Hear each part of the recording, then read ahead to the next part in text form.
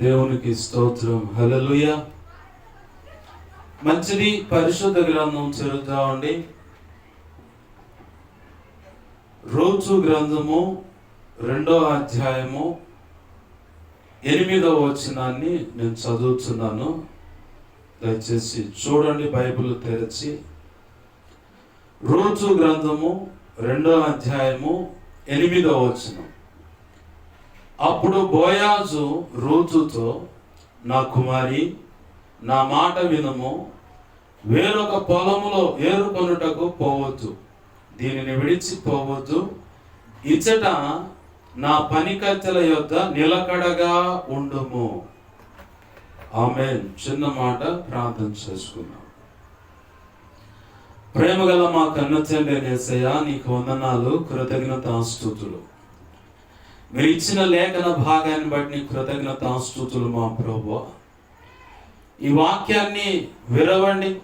ఈ వాక్యము చాటున మీరు దాచి ఉంచిన, నాకు సమకూడిన ఈ శబ్దాంతరాల ద్వారా వింటున్న, ఈ వీడియో ద్వారా మరి సోషల్ మీడియాలోకి వెళుతున్నప్పుడు నీ అనాది సంకల్పంలో నిర్ణయించబడిన ప్రతి ఒక్కరికి అవసరమైన శ్రేష్టమైన వర్తమానాన్ని బయటకు తెచ్చి నీ పక్షం వహించిన మీ దాసు నోట ఉంచి, మీ దాసుని మీ సిలువ చాటును మరుగుపరిచి, మీ దాసుని ముఖాంతరంలోంచి మీరు కనబడుతూ, మీ దాసునికి నీ అనాది సంకల్పంలో నిర్ణయించినటువంటి ధారాళమైన నీ ఆత్మ నడిపింపు, లేఖన ప్రత్యక్షత, ఆత్మ ప్రత్యక్షత, వాక్శక్తినిచ్చి నీ దాసు నోటిని మీ నోటి బోరగా చేసి నీవే నాతో, మాతో, అందరితో సూటిగా, తేటగా, స్పష్టంగా మీరు మాట్లాడమని బతిమలాడుతున్నాను. మా అందరికి వినగలిగిన చెవిని, గ్రహించగల మనస్సును, లోబడు హృదయాన్ని, వాక్యానుగుణంగా జీవించే కృపను, హృదయ సున్నతిని దయచి, దిద్దుబాటు మనస్సును మాకు దయచి, నేర్చుకునే శుభ గుణ లక్షణము కూడా దయచి, నిత్యత్వము చేరు పర్యాంతం వరకు నీ పాద సన్నిధిలో శిష్యరికము చేస్తూ శిష్యులైన సేవక గణముగా సిద్ధపరచబడి ఘనమైన నీ సేవ బోధిగాంతముల వరకు వెళ్ళి చేసి నిన్ను మహింపరచుటకు, ధన్యులవుటకు కృపను దయచేయండి. ఉపదేశాన్ని అడ్డగించాలని ప్రయత్నం చేస్తున్న దుష్టుడు, వాడి దోతలు, కొంతమంది విగ్రహాలు ఎదుటున్నారు. అయా, కుల సంబంధమైన వాటికి సంబంధించినటువంటి ప్రభావం, ఎఫెక్ట్ ఏదున్నా, ఇంకెయ్యున్నా సరే, యేసు నామములో వాటి ప్రభావం అంతటి నీవు నాకు ఇచ్చిన అధికారం చొప్పున బంధిస్తున్నాను. అదో పాతాళంలో విసిరి కొడుతూ అక్కడ నీ పాదాల కింద వాటిని తొక్కి పెట్టమని, నీ నోట నుంచి వస్తున్న అగ్ని, నీ నోట నుంచి వస్తున్న 2 అంచుల వాడిన అగ్ని ఖడ్గముతో వాటి ప్రభావాన్ని ఇప్పుడు యేసు నామములో లయమైపోవును గాక. ఇటు వాటి చేత, ప్రభావం చేత పీడించబడుతూ వెరిపించబడుతున్న చిల్లంగి బాలమని చేతబడి క్షుద్రపురుల చేత వెరిపించబడు ఏ కోణాలు, ఏ కారణాలను బట్టి ప్రయోగాలు ఉన్నా అవన్నీ యేసు నామములో లయమైపోను గాక. వాటి ప్రభావాన్ని బంధిస్తున్నాను. అట్టి బంధకాల్లో పీడించబడుతున్న ప్రతి ఒక్కరికి విడుదల ప్రకటన చేస్తున్నాను. అద్భుతం జరుగును గాక, స్వస్థత కలుగును గాక, ప్రార్థన జీవితాలు మెరుగుపడును గాక, యేసు నామములో విజ్ఞాపన చెయ్యును గాక, ఏకాంత ప్రార్థనలో యేసు నామముల అంతరంగంలో స్థిరమైన ఉద్యోగం కలిగి మండుదురు గాక, యేసు నామములో రోజు రోజు రెట్టింపై మండుదురు గాక. బలపరచండి ప్రభా, ఈ ఆత్మకార్యంలో జరిగించండి. ఇప్పటి వరకు ఆధ్యాత్మికంగా నష్టపోయిన ప్రతిదీ యేసు నామములో తిరిగి 2 పాళ్ళు ప్రతి ఒక్కరికి కలుగును గాక. యేసు నామములో ఆధ్యాత్మికంగా నష్టపోయిన ప్రతిదీ 2 పాళ్ళు అనుభవించుదురు గాక, మేళ్ళు వచ్చును గాక, ఆశీర్వాదం కలుగును గాక. శరీర సంబంధమైన, భౌతిక సంబంధమైన, ఆరోగ్యమైన, ఆర్థికంగా నెమ్మది, సమాధానము, దేవ సఖ్యత, ఐక్యత కోల్పోయిన, ప్రేమను కోల్పోయిన ప్రతి చోట యేసు నామములో తిరిగి నీవే చూడండి, అది బిల్డ్ చేయదుగాక. కోల్పోయినది ప్రతిగా 2 రెట్ల మేళ్ళు, ఆశీర్వాదం, కృపచేత బిడ్డలు కలుగును గాక. యేసునామములో గొప్ప కార్యాలు జరిగించండి అయ్యా. నీకు స్తోత్రాలు. మా ప్రభువా, నీ పక్షం వహించిన నేను బలహీనుడను. ఎంత బలహీనుడు నీకు బాగా తెలుసు. నీ మీదే అనుకున్నా, నీ కృప మీద ఆధారపడ్డా. నా సమస్త అవిధేయతలు, అతిక్రమ దోషాలు, పాప దోషాలు, ఆజ్ఞాతిక్రమాలు ఒప్పుకుంటున్నాను. క్షమించి నీ శిలువ రక్తం అక్కడికి పవిత్రపరిచి శుద్ధ జలంతో సమస్త కీడు అపవిత్ర కొట్టివేసి నీ ఆనంద తైలాభిషేకం నాపై ఇంకను గొప్పగా ఉంచి పరిశుద్ధాత్మగ్నిలో నన్ను పుటమే శుద్ధ సువర్ణంగా మార్చి నీ పరలో శుద్ధ సువర్ణ తైలం నాపై ఇంకను గొప్పగా ఉంచి. ఇర్మియా 1వ అధ్యాయం 9, 10, 18, 19 వచ్చిన ప్రకారం నీ కృప నాకు. 81వ కీర్తన 10వ వచనం 2వ భాగం బట్టి నీ కృప నాకు. అపోస్తుల కార్యం 4వ అధ్యాయం 27 నుంచి 31, యెషయా 51, 16 ప్రకారం, మత్తయి 10వ అధ్యాయం 1వ వచనం 7, 20 వచ్చిన ప్రకారం నీ కృప నాకు. ఎహెజ్కేలు గ్రంథం 2వ అధ్యాయం 1, 2 వచ్చిన ప్రకారం నన్ను మమ్మలను ఈ మాటలు వింటున్న ప్రతి ఒక్కరిని నీ ఆత్మతో నింపి చక్కగా నిలబెట్టి మా అందరితో మాట్లాడయా, నీ కార్యములు జరిగించు, సహాయం వచ్చు. ఈ ప్రేమికుల రోజు అనే సందర్భాన్ని దేవా ఉపయోగపెట్టుకొని ఇలా నీ కృపను బట్టి కూటమి ఏర్పాటు చేసినందుకు కృతజ్ఞతాస్తుతులు చెల్లిస్తూ లేఖనపు కాంతిలో నుంచి నాతో మాతో అందరితో మాట్లాడమని బతిమలాడుతూ నీ వాక్యాన్ని హెచ్చించుకుంటూ నీ నామాన్ని గనపరుచుకుంటూ నీవిచ్చిన లేఖన భాగాన్ని బట్టి కృతజ్ఞతాస్తుతులు చెల్లిస్తూ ఉపదేశాన్ని నన్ను మమ్మల్ని చేతులకు అప్పచెప్పుకుంటూ యేసు నామములోనే ప్రార్థించి సమస్తం పొందుకొని నేను మహింపరుచుకుంటూ నీ చేతులకు నన్ను మమ్మల్ని అప్పచెప్పుకుంటున్నాం మా తండ్రి. ఆమేన్, ఆమేన్, ఆమేన్. మంచిది. సమకూడిన ఈ శబ్దాంతరాల ద్వారా వింటున్నా, ఈ వీడియో ద్వారానే ఇక ముందైనా వింటున్నా ప్రతి ఒక్కరికి ప్రభువైన యేసుక్రీస్తు వారి పేరిట నా హృదయపూర్వకమైన వందనాలు. అందరికీ వందనాలు. చదువుకున్న లేఖన భాగం వాస్తవానికి ఈ లేఖనానికి ప్రేమికుల రోజుకి సంబంధం ఏంటని చెప్పని చాలా మందికి డౌట్ ఉండదు.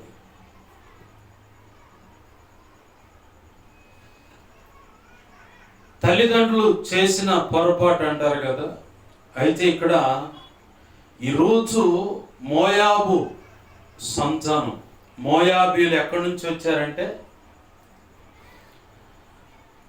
సొదొమ గొమొర్రా పట్టణం పాపం చేత నింపబడింది.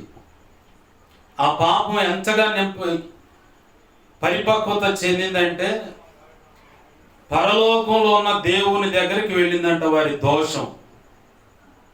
ఆమేన్, హల్లెలూయా. ఎక్కడికి వెళ్ళింది? పరలోకంలో దేవుని చెవుల్లో దేవుని సన్నిధికి వెళ్ళిపోయింది. అంత ఎత్తుగా, అంత ఘోరంగా సొదొమ గొమొర్రా పట్టణం యొక్క ఆ ప్రజల యొక్క చర్యలు, పాపం అంత ఘోరంగా ఉంది. అంత ఘోరమైన బ్రతుకుతున్నటువంటి ఆ వ్యక్తుల మధ్యలో ఒక నీతిమంతుడు బ్రతుకుతున్నాడు. ఎవరైనా? లోతు. లోతు గురించి క్రొత్త నిబంధనలో సాక్ష్యం ఇచ్చిన ఒక మాట ఉంది. ఏమిటయ్యా ఆ మాట అంటే హెబ్రీ పత్రికలోనా ఉంది ఆ మాట. లోతు గురించి ఒక మాట ఉంది. లోతట తన నీతిగల మనస్సును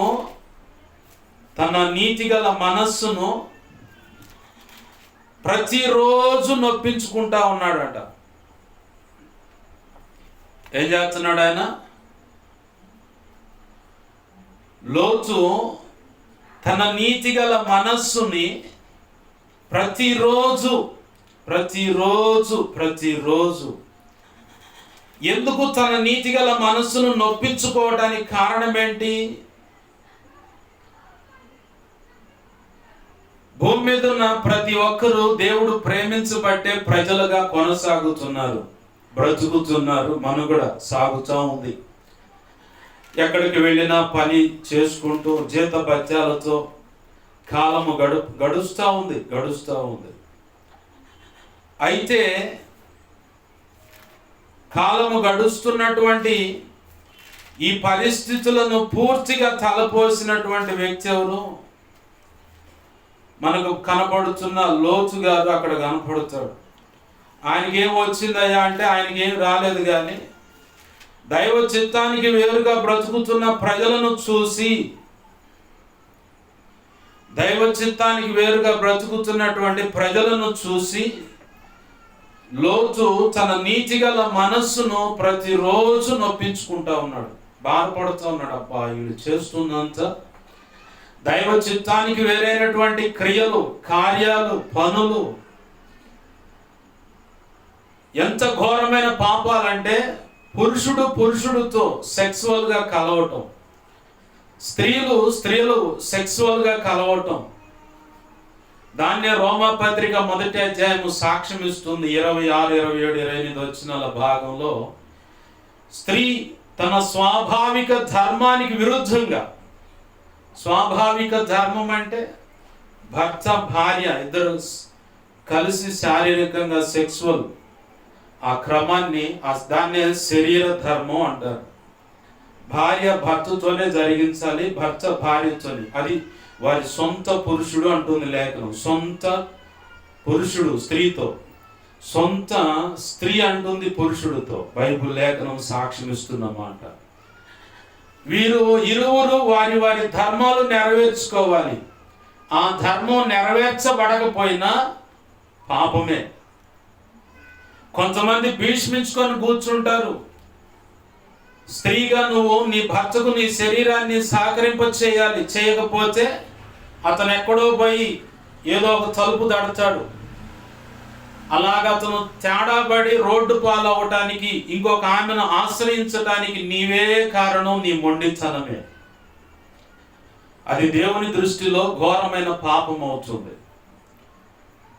భర్తగా నీవు నీ భార్యకు నీ శరీర ధర్మం నువ్వు నెరవేర్చాలి. ఆమె పోయి ఇంకొక వ్యక్తి తలుపు తట్టిందంటే, అక్కడ ఘోరమైన కార్యం జరిగిందంటే దాన్ని వ్యభిచారం అంటారు. ఇక చెప్పే పని లేదు, నీకు కూడా అదే కోట ఇస్తాడు దేవుడు. శిక్ష ఖచ్చితంగా ఉంటుంది.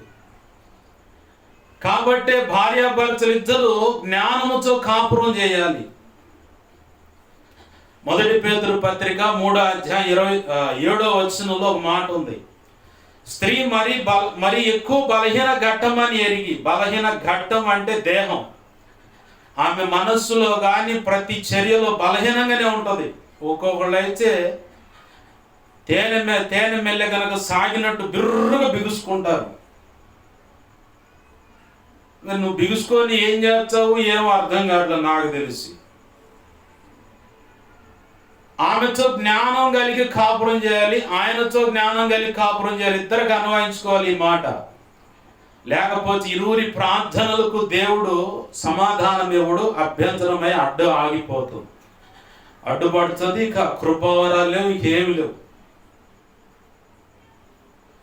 కృపావరాల్లో ఆమె పాలిభాగస్తురాలని, జీవమను కృపావరం అంటుంది. అక్కడ జీవము అంటే నిత్యత్వం, కృపావరం అంటే నిత్యత్వం ఆగుద్ది, అలాగే కృపావరాలు కూడా ఆగుతాయి.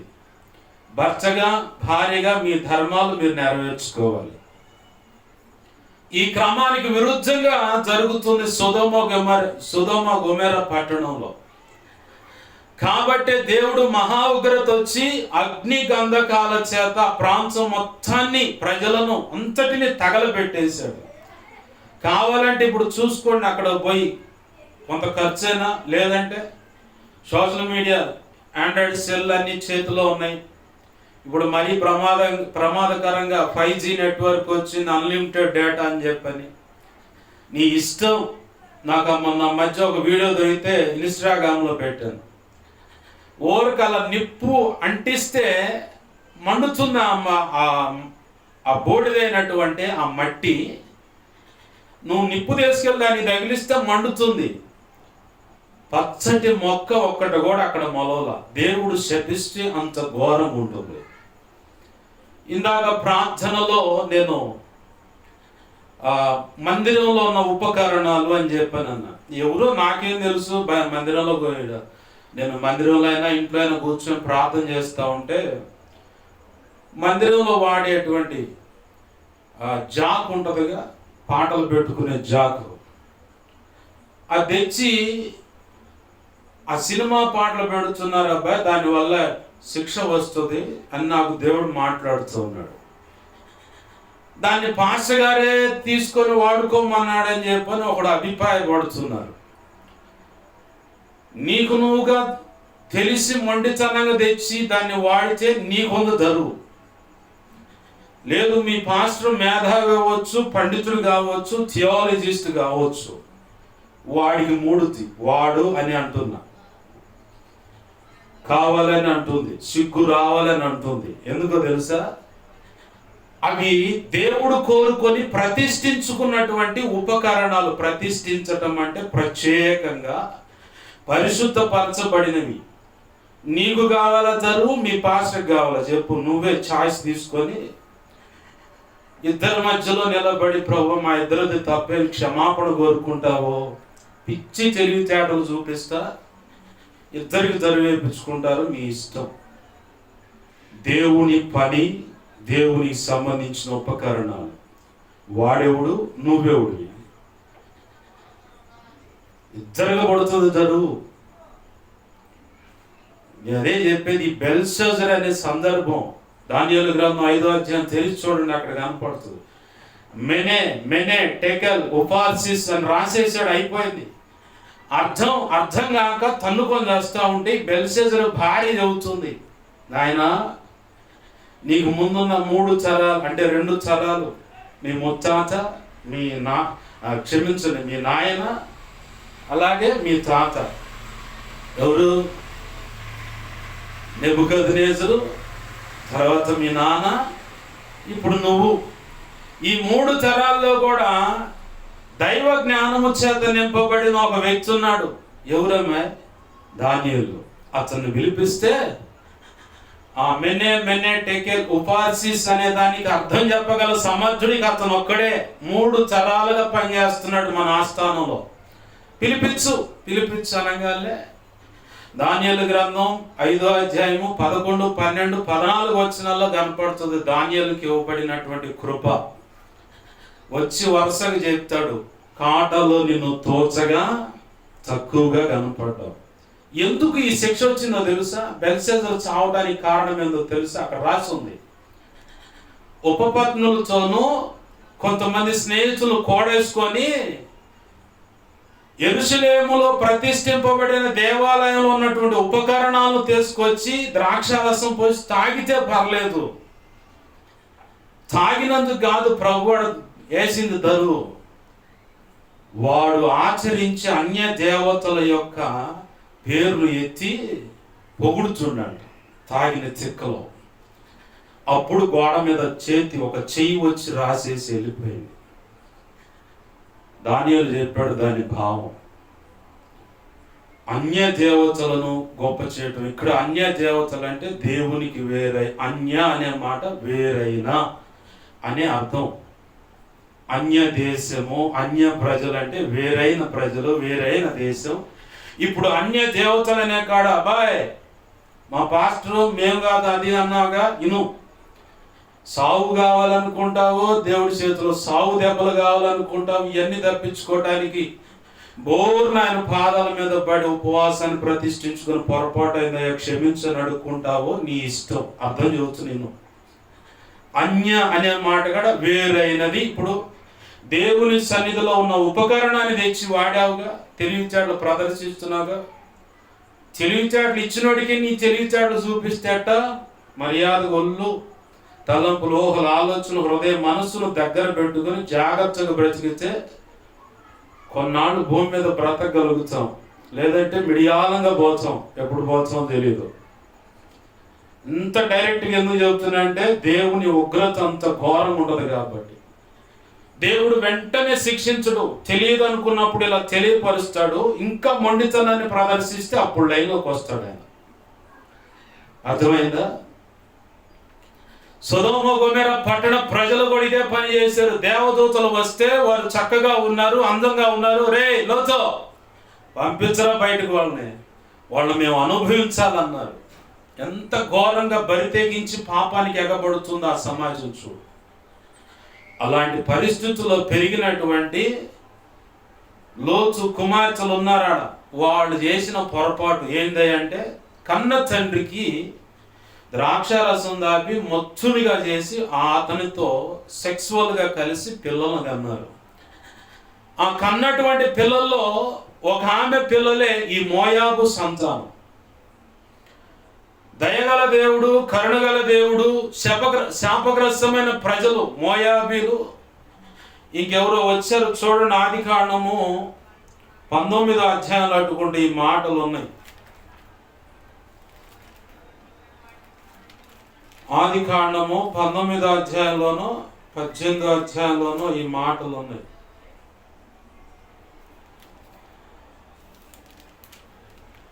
లోతు కుమార్తెల వల్ల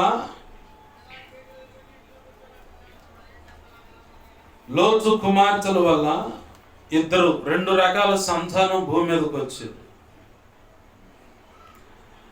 36వ వచనం 19వ అధ్యాయం 36వ వచనం చూడండి. ఆమె ఎప్పుడు శయించునో ఎప్పుడు లేచిపోయినా అతనికి తెలియలేదు.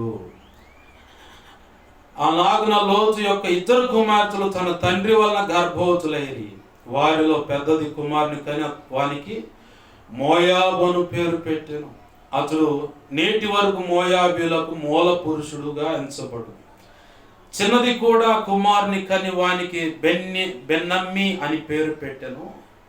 అతడు నేటి వరకును అమోనీయులకు, ఎవరట? అమోనీయులకు మూల పురుషుడు, అంటే ఆ వంశానికి ఆధారమైన వాళ్ళు. పెద్దదాని పిల్లలు రూతు. ఈ చిన్న మూలాన్ని పట్టుకొని మతోన్మాదులు ఏం ఊగుతున్నారు, బైబుల్ అట్ట బైబుల్ ఎట్ట, తోటకూర కట్ట అన్నట్టుగా ప్రతి ఒక్కడు ఈ చిన్న మాట.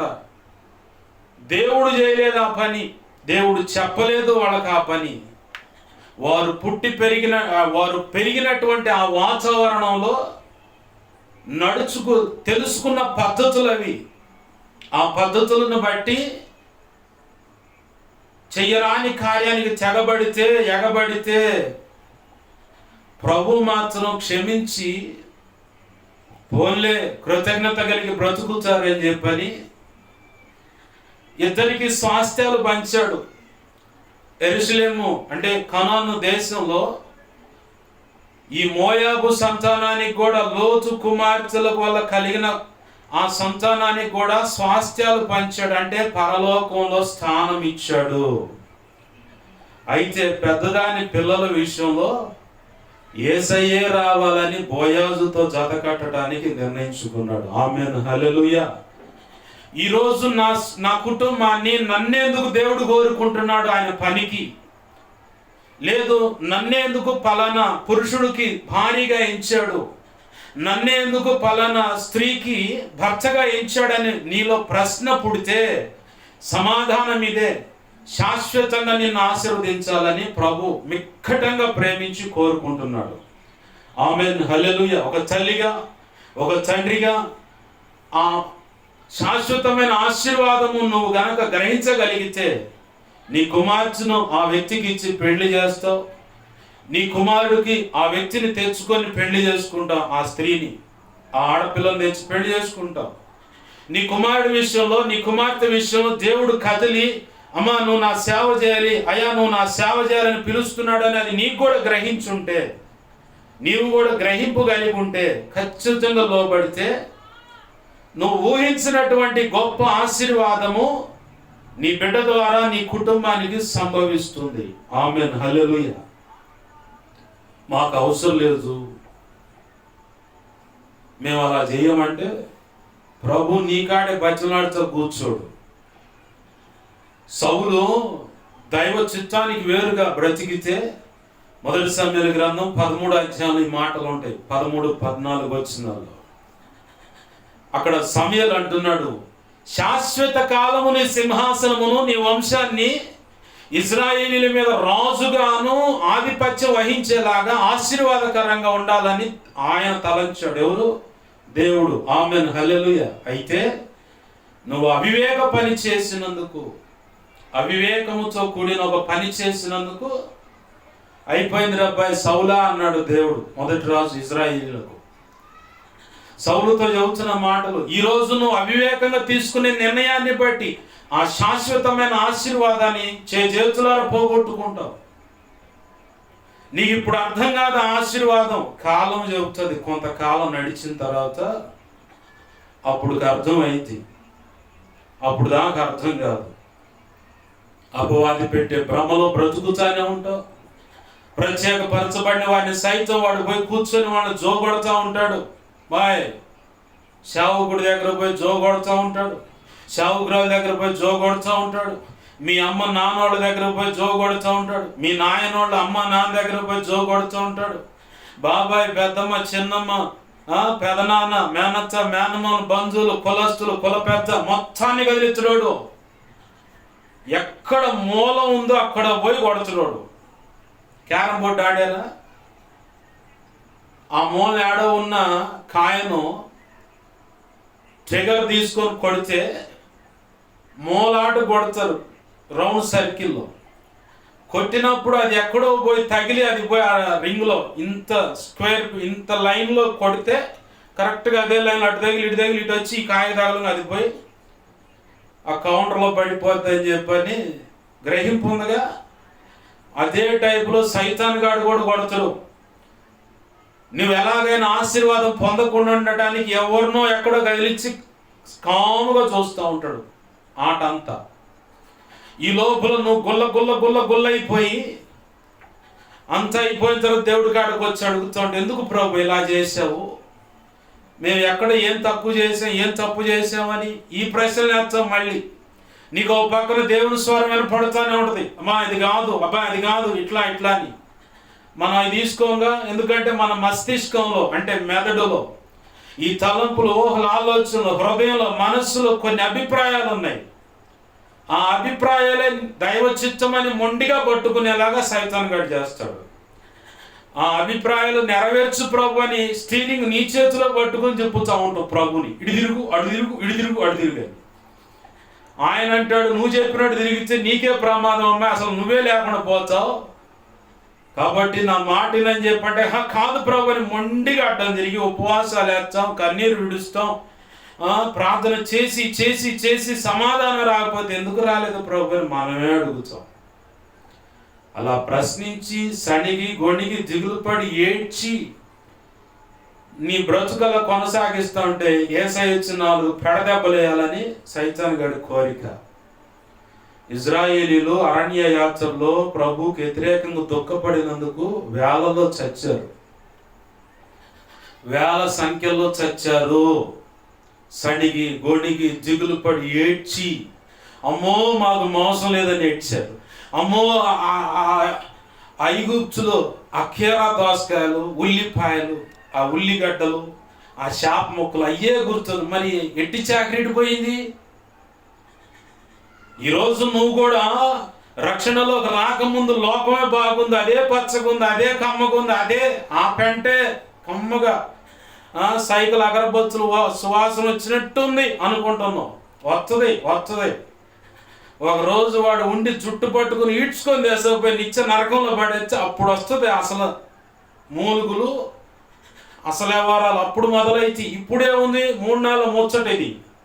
నువ్వు మహా ఉంటే దేవుడు కృపనిస్తే ఒక 120 సంవత్సరాలు బ్రతుకుతావు. అప్పుడు దాకా ఎవడు ఉంటాడు? ఇప్పుడు 20కి పోయేవాడు, 30కి పోయేవాడు, 40కి పోయేవాడు, ఈ 35-45 మధ్యలో ఆటలాడుతూ పోయేవాడు, 120 దాకా ఉండేవాడు ఎవడు లేడు. అందుకే ప్రసంగి అంటుంది, నీకు దేవుడు నిర్ణయించిన కాలము కంటే ముందుగా ఎందుకు నువ్వు పోతావు? పోవటానికి కారణం ఏందో తెలుసా? దుర్మార్గంగా బ్రతక మాకు అంటుంది ప్రసంగి గ్రంథం. ప్రసంగి గ్రంథంలో ఉంది ఆ మాట, చూడండి కావాలంటే. నీకు నిర్ణయింపబడిన కాలము కంటే ముందుగా నీ వేళ చచ్చెదవు అని అందు రాసి ఉన్నాడు. చావటానికి కారణం ఏంటయ్యా అంటే అక్కడ లేఖనం సాక్ష్యం ఇస్తున్న మాట ఏంటంటే దుర్మార్గంగా మొండితనంగా నువ్వెందుకు బ్రతుకుతావు? ప్రసంగి 7వ అధ్యాయము 17వ వచనం చూడండి. అధికముగా దుర్మార్గపు పనులు చెయ్యకము, బుద్ధిహీనంగా తిరగకము, నీ కాలమునకు ముందుగా నీ వేళ చనిపోయేదవు. ప్రారంభమే, అధికము దుర్మార్గపు పనులు చేయకము, బుద్ధిహీనంగా జరగమాక. బుద్ధిహీనంగా జరగమాక. నీ కాలానికంటే ముందెందుకు చచ్చేదు అంటుంది లేఖనం.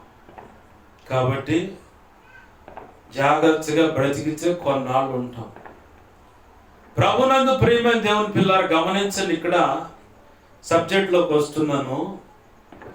రూతు శాపగ్రస్తమైన వంశంలో నుంచి వచ్చినటువంటి వ్యక్తి. దేవుని యొక్క దయా సంకల్పం ప్రణాళిక చొప్పునే నయోమి పిల్లలకు ఆమె భార్యగా తీసుకొనబడింది.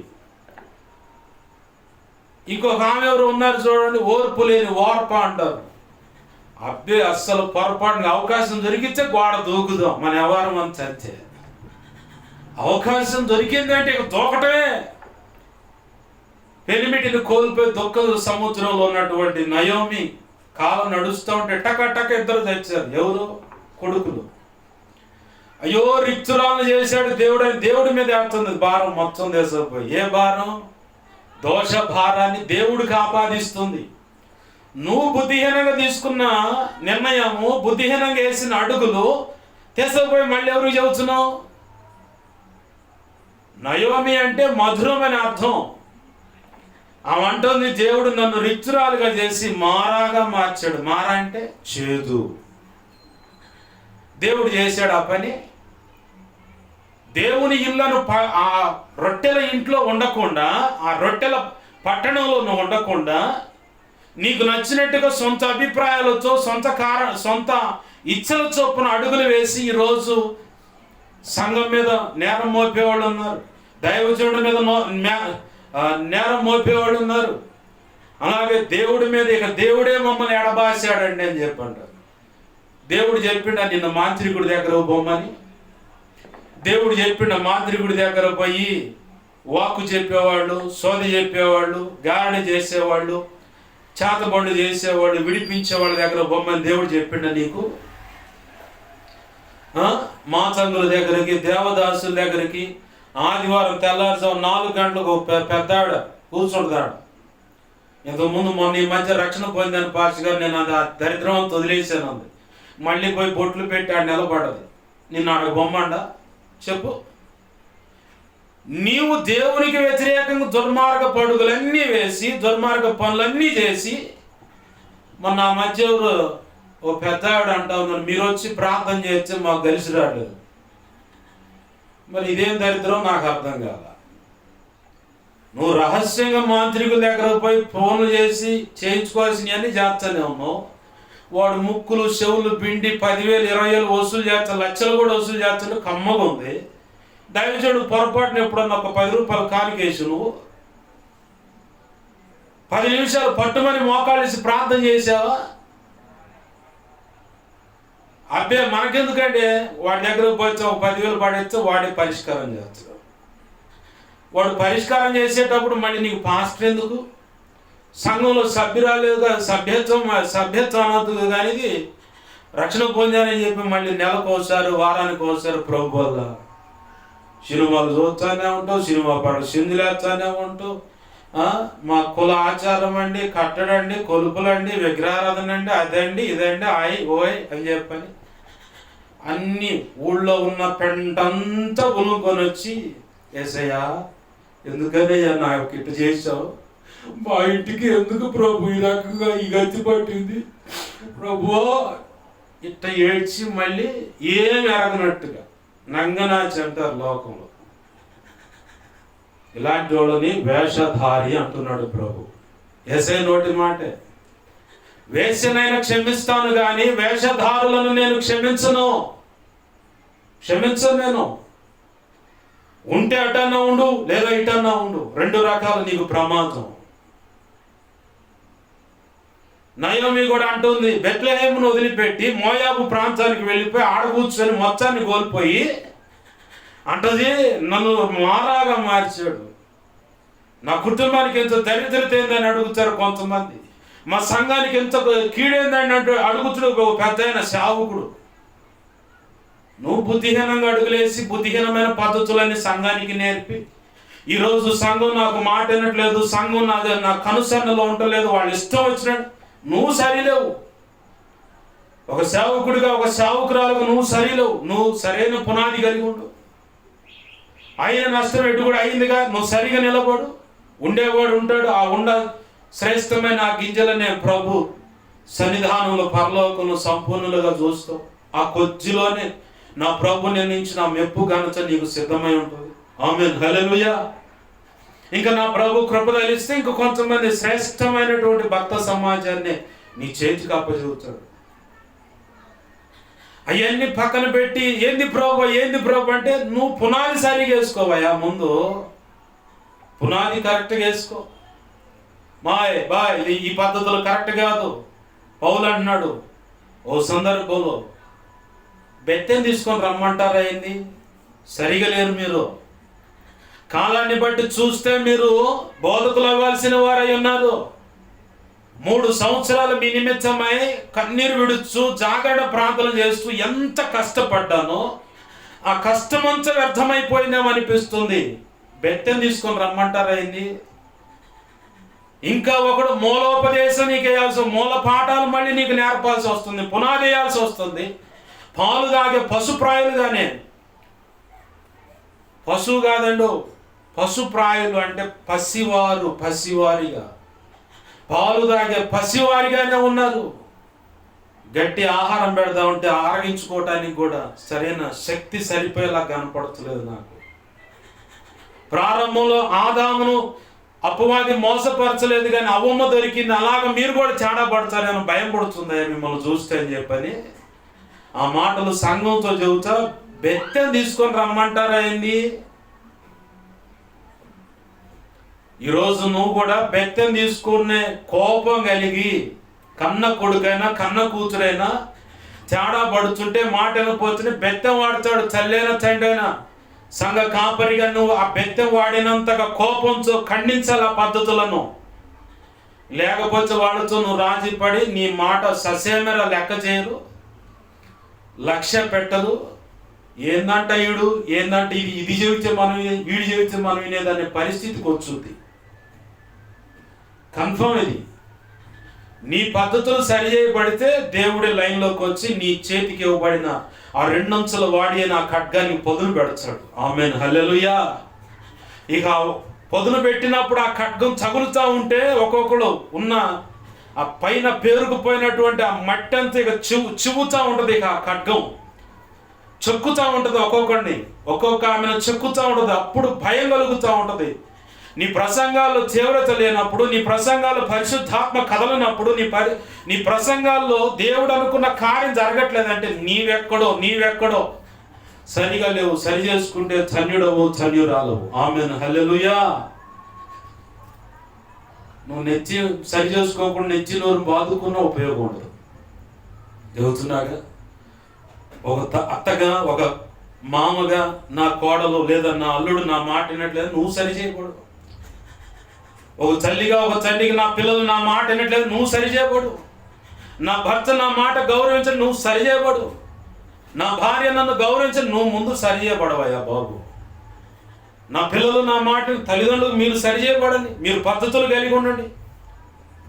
నువ్వు అన్ని దారులు తప్పిపోయి నా పిల్లల మాట వినాలి, నా భర్త మాట, నా భార్య మాట వినాలి, నా కోడలు నా అల్లుడు నా మాట వినాలి. ఇవన్నీ కుదరవు. నువ్వు సరి చేయబడాలి మొదటిగా. నూతనంగా దాంపత్య జీవితంలో అడుగుపెట్టిన వాళ్ళకి నేను ఇచ్చే సలహా ఒకటే, ఒకరినొకరు గౌరవించుకున్నప్పుడే, ఒకరి బలహీనతలు ఒకరు సహించినప్పుడే కాపురం ఖచ్చితంగా కరెక్ట్ అయిన రీతిగా కొనసాగుతుంది.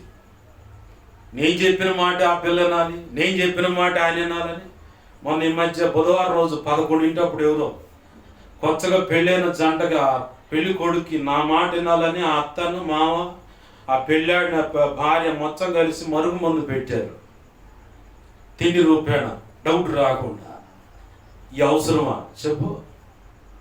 నువ్వు ప్రేమను చూపిస్తే, నువ్వు నీ భర్తకు మిక్కటమైన ప్రేమను పంచగలిగితే నీ భర్త నీకు అనుసంధానంలోనే ఉంటాడు కదా. నీ భర్త యొక్క తల్లిని తండ్రిని నువ్వు గౌరవిస్తే వాడు కూడా నీకు అనుసరణ. మా బిడ్డయ్య, లోకంలో ఒక సామెత ఉంది, కోడలు ఎప్పటికీ కూతురు కాదని, నూటికో కోటికో ఒకళ్ళు ఉంటారు కూతురు అవుతారని చెప్పని కూడా ఒక సామెత ఉంది. ఆ నూటికో కోటికో అన్నటువంటి ఆ వ్యక్తుల్లో కోడలుగా నువ్వు ఒక కూతురు ప్రేమను ఎందుకు పంచకూడదు? అల్లుడుగా నువ్వు ఒక కొడుకు ప్రేమను ఎందుకు పంచకూడదు? వాళ్ళకి పంచటం సాధ్యమే, కాకపోతే మన అహం సావదు. నా మాట వినాలి, నా పెత్తనం జాగాలి. ఇదే ఈ ఇట్ట కొట్టుకోనే సినిగి ఆ వల మొత్తం చింపేసి ఏది కాపురం అనే వాళ్ళ, కుటుంబం అనే వాళ్ళ, చివరికి సంఘాల్లో కూడా దూరింది దరిద్రం. నా పెత్తనం జాగాలి మొత్తం ఆ సంఘం అనే వలను కూడా చింపేసి రోడ్డును పడ్డారు. కాపురమైన, కుటుంబమైన, సంఘమైన గుట్టుగా ఉండాలి. రోడ్డును పడ్డారు కాబట్టి రోడ్డు పాలయ్యారు. కొంతమంది నా పిల్లల మాట, నువ్వు చేసే నీ దుర్మార్గ పనులకి, నువ్వు ఎవరెవరి మీద పగ తీర్చుకుంటున్నావు, నీ మనోసంతానైనా పిల్లలనైనా ఎట్లయితే వాడావో ఇప్పుడు వాళ్ళే. మా నాయనమ్మ నన్ను కొడుతుంది, మా తాతయ్య నన్ను కొడుతున్నాడు, మా పెదనాన్న, మా పెద్దమ్మ, మా నాన్న, మా అమ్మ, మేనత్త, మేనమ్మ ఎట్ట కొడుతున్నారు. నువ్వు ఎట్లయితే ఇంకొకరి మీద పగ తీర్చుకోవటం ఆ పిల్లలకు నేర్పావో, కడుపును పుట్టిన పిల్లలకైనా వారి కడుపును పుట్టిన మనవ సంతానానికైనా నువ్వు నేర్పావు కదా, అదే నీ మీద ప్రయోగిస్తున్నారు వాళ్ళు కూడా. ఇది వాస్తవం. నా ప్రభు స్పష్టంగా తెలియపరుస్తున్న ఫలానా వాళ్ళపై ఇలా సంగతి. నువ్వు తవ్విన గొయ్యే, నీ సావుకు మైండ్ అది సిద్ధపడింది. ముందు వాటి నుంచి తప్పించుకోవడానికి జాగ్రత్త పడు. ఇకనైనా బుద్ధి మార్చుకొని సరైన పద్ధతిలో బ్రతకటానికి పునాది వేసుకో. ఆ పసి హృదయాన్ని ఇప్పటికైనా సరి చేసుకోండి. లేదంటే మాత్రం హల్లెలూయా స్తుతి మహిమ ఇక అంతే. పరేశులమో ప్రియులారా మన పురమిదిగాదెప్పుడు మన ఆనందయాత్ర. శ్మశానానికి పోయేటప్పుడు శవం ముందు పాడే పాటలు ఇయ్యే. చాలా విలువైన పాటలు తీసుకొచ్చి ఆడ ఇరికిచ్చారు. చాలా విలువైన మాటలు ఉన్నాయి వాటిలో. ఎవడన్నా పాడుతా అంటే అమ్మో ఇయ్యని ఈ శుభ సందర్భంలో ఈ పాట పాడుతున్నారు అంటారు. మనం తగిలించుకున్న ట్యాగులు అవన్నీ. వాస్తవానికి వాళ్ళు దేవునితో నడిచేటువంటి ఆధ్యాత్మిక ఖనాను యాత్ర విషయమై తలపోస్తా రాసుకున్న పాటలు అయ్యి. మనమేం శవయాత్రలకే పెట్టాం. 3 నాళ్ళు ముచ్చట నీ ఎరుగక ఈ పాట. పిడి సుందరరావు గారితో పాట ఉంది. ఆ మధ్యకాలంలో ఏదో కళ్ళెరుగుని తెల్లపోవడం ఏదో ఒక పాట ఉంది. ప్రభునందు ప్రియమైన దేవుని బిడ్డలారా గమనించండి. నీ దుర్మార్గత నువ్వు దిద్దుకోకుండా దేవుడు నన్ను రిక్తురాలు చేశాడు, మాకు శాపము, శ్రమ, ఇరుకు, ఇబ్బంది. అరే నువ్వు సరిగుండి అడుగు. కప్ప కనుక గంతులేసినట్టు అడుగు. 2 గంతులు వేస్తే ఇటు కాదు 2 గంతులు వేస్తుంటే. ఆ మధ్యకాలంలో నేను ఆత్మీయంగా పుట్టి పెరిగిన సంఘం ఎస్ఆర్గేట్ పెట్రోల్ బంక్ పక్కన ఇప్పుడు మందిరం ఉంది. అక్కడికి వెళ్తూ ఉంటే ఒక తమ్ముడు, ఒక సహోదరుడు, నాకంటే సమవయసు అనుకుంటున్నాను నేను, ఆడ ఉంటే పాటలు పాడు భోజనం చేసేతాడు, పాటలు పాడు అంటుంటే నేను ఆ సహోదరుడు గురించి అన్నా. కోకిల ఎప్పుడు అందరితో కలిసి పాడదండి అన్న. చూశారు మీరు ఎప్పుడైనా? కోకిలకి కాకి తేడా ఉంది. కాకి ప్రతి చెట్టు మీద ప్రతి ఇంటి మీద వాళ్తుంది, ఆడపడితాడు. ఈ చెట్టు బాగుంటే ఆ చెట్టు, ఆ చెట్టు బాగుంటే ఆ చెట్టు. కోకిల అట్ట ఉండదండి. కోకిల ఎప్పుడు ఒంటరిగా ఉండదు. ఒంటరిగానే ఎవరు డిస్టర్బెన్స్ లేడు అని చెప్పని గమనించారు. దాన్ని రెచ్చగొడుతుంటే ఇంకా గట్టిగా పాడుతుంది అది. ఎందుకు ఈ సందర్భాన్ని గుర్తు చేస్తున్నా అంటే, నువ్వు నలుగురిలో గలవు, కాకిలాగా ఆ చెట్టు చెట్టే కూర్చో, ఈ ఆడపోయి ఒంటరిగా కూర్చుంటావు.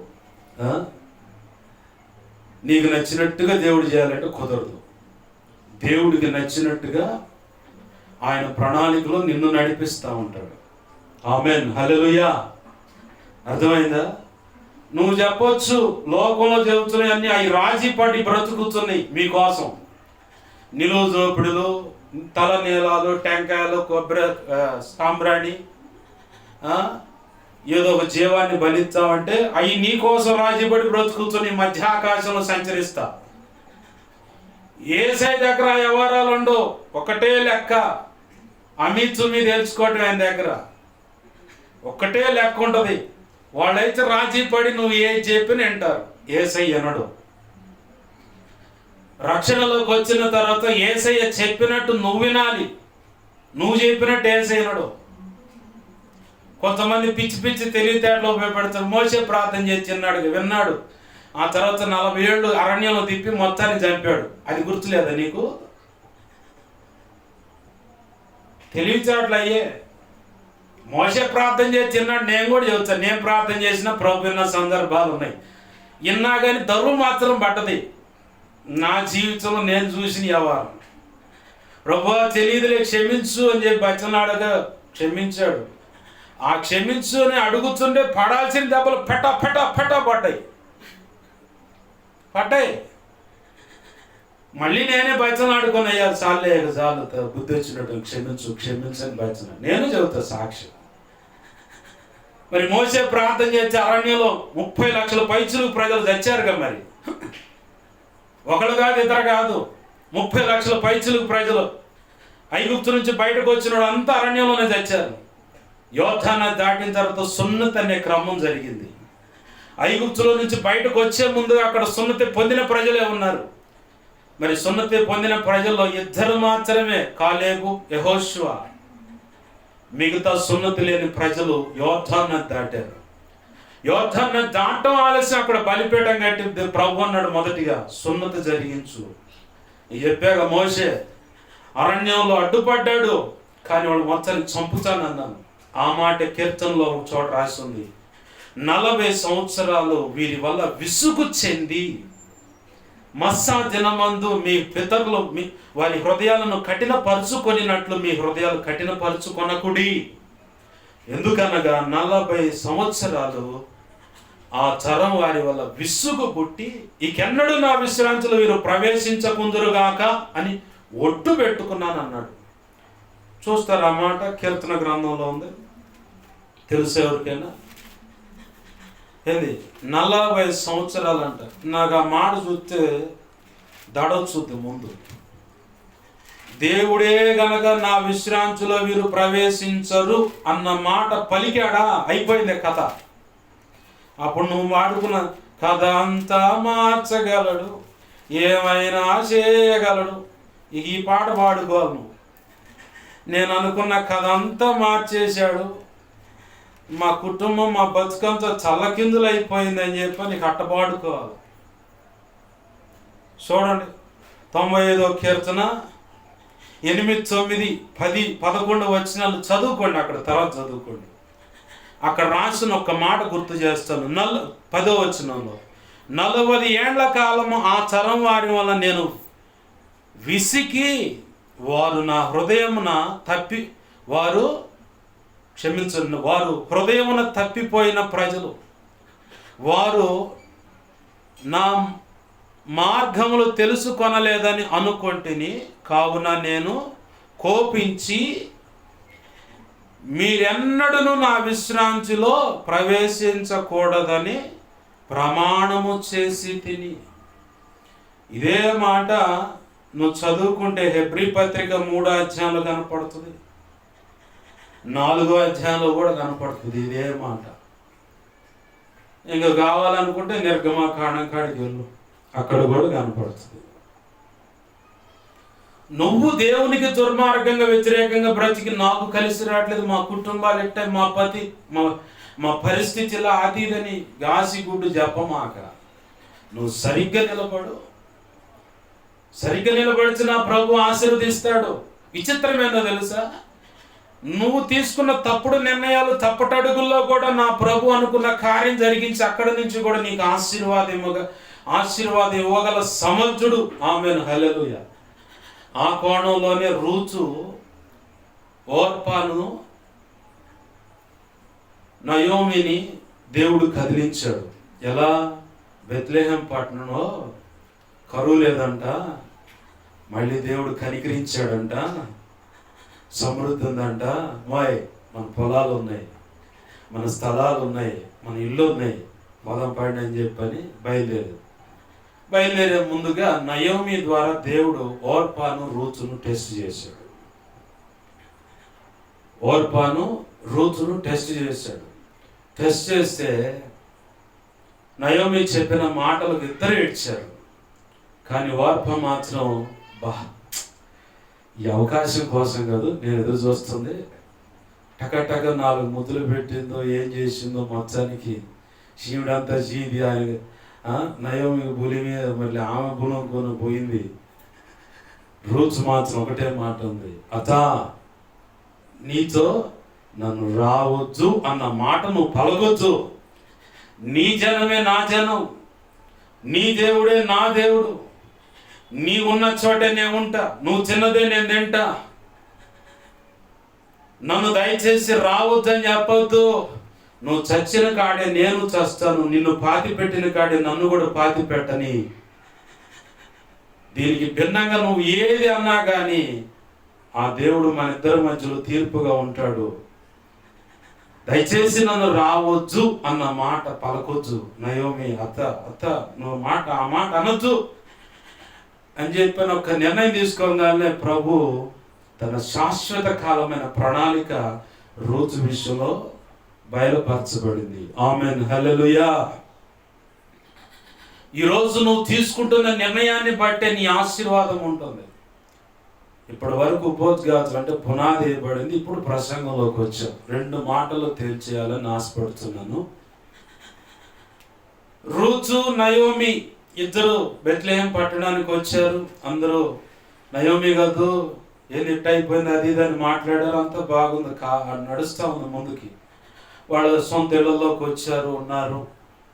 తినడానికి ఎలా పాటు పడటానికి బయలుదేరితే రూతుతో నయోమి చెప్పింది, అమ్మా మన వాళ్ళ పొలాలు ఇక్కడ ఉన్నాయి, చచ్చిన వారికను బ్రతుకున్న వారికి మేలు చేసేటువంటి ఒకడు ఉన్నాడు, బోయాజు మన సమీప బంధువు, ఇలా కొంతమంది ఉన్నారమ్మా, వాళ్ళు పలానా అడ్రస్ చేసింది.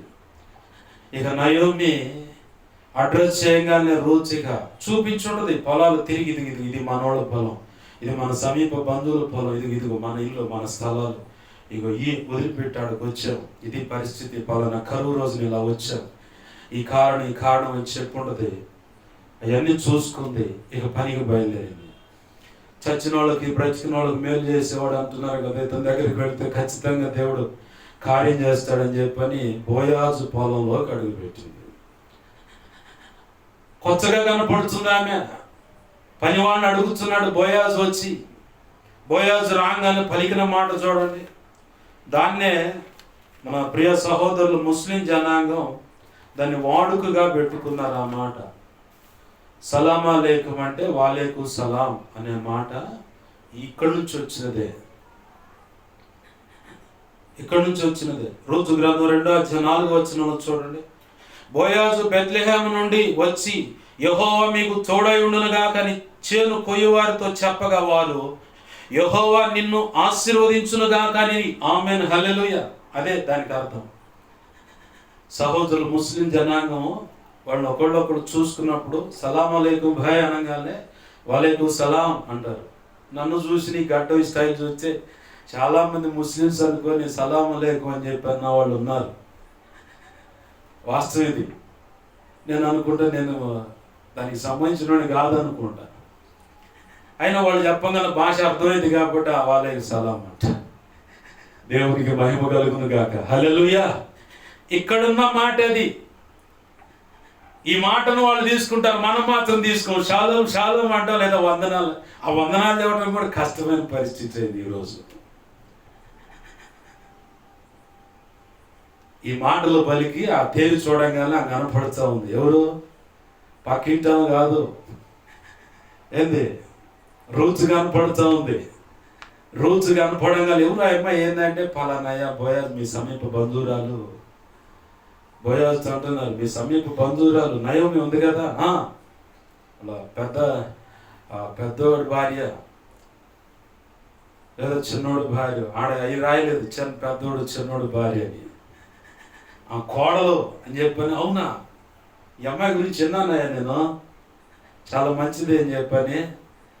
వాళ్ళ అత్త వెళ్ళిపోమన్నా కానీ కొడుకులాగా పక్క నుంచి నిలబడదే సామాన్యురాలు కాదు, ఏదైనా మంచి తెలియగలది. వృద్ధాప్యం ముందు అచ్చనట్టు వదిలిపెట్టాలా, కన్న కొడుకుగా నిలబడాలని చెప్పని వచ్చింది. ఇవాళ చాలా మంది కొడుకులు కానీ కూతుళ్ళు కానీ యూజ్ అండ్ త్రో, తల్లినైనా తండ్రినైనా కన్న కొడుకు లేదా కూతుళ్ళైనా యూజ్ అండ్ త్రో, వాడుకో వదిలే, అవసరానికి ఉపయోగపెట్టుకోవాలి. శాపం తోనేడు తోముతారు, నేను చూసా చాలా మందిని. ఆ తర్వాత కంపెనీ ముద్రలు వేసి తగాద పెట్టుకొని ఆడబాస్తారు, అది కూడా చూసా. ఈ తల్లిదండ్రులు కూడా ససేమిర వినరండి, ఓ మంచోళ్ళు. కంపెనీ ముద్రలు వేసి చండాల బదాన బజార్ దాన అట్ట ఇట్ట చెప్పకూడదు, అందుకని కొన్ని కట్ చేస్తున్నా. అట్టంటి నా కుమారుడు ఇట్టంటి నా కుమారుడు అని చెప్పని ఎగిరెగిరి అంచనా సిగ్గు లేకుండా ఆడే పడి ఉంటారు. అదేమంటే కన్నపేరు కదా. మొన్న మధ్య పెద్దాడితో చెప్పారు, ఆస్తి మొత్తం రాసేసింది ఆ తల్లి. కన్న కొడుకులు చలిలోనూ మొండు టెండలో పెట్టి తిండి కూడా పెట్టకుండా పస్తులు పండబెట్టారు. ఆయాసం, బీపీ, షుగర్ ఉంది.